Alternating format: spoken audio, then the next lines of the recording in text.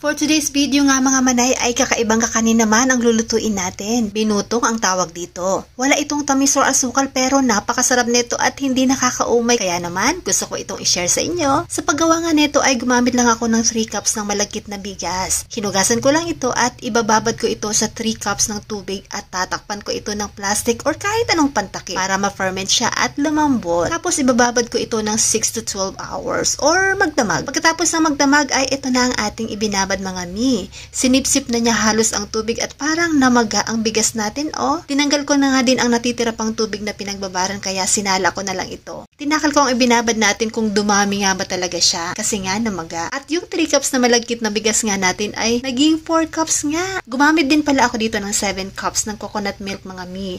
Pinagsama ko ang 5 cups ng unang piga at 2 cups ng pangalawang piga. Nakakaumay din kasi pag purong-puro ang gata.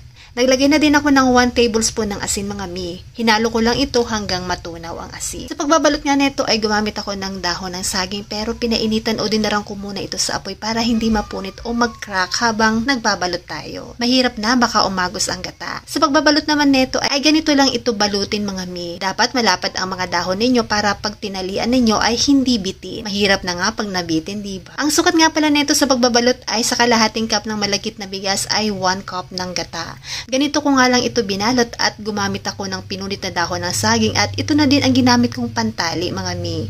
At heto na nga, nabalot na natin lahat kaya pakukuluan na natin ito. Sinapinan ko lang ang kaserola natin ng dahon ng saging para kung sakaling masunog ito ay ang dahon ng saging ang mauuna. O diba? Ang ilalagay ko nga pala dito na tubig sa pagpapakulo nito ay dapat mas mababa kaysa sa mga binalot natin para hindi siya malunod or mapasukan ng tubig ang loob. Pinakuluan ko lang ito ng 30 minutes. Sa katamtamang apoy lang mga manay. At pagkatapos ng 30 minutes ay hinango ko na nga ito at hindi na ako makapag-antay na matikman nito. Nakakatuwa nga dahil hindi sumabog ang mga tali ko kaya next step ay titikman ko na ito mga mi. Napaka-creamy niya nga mga mi.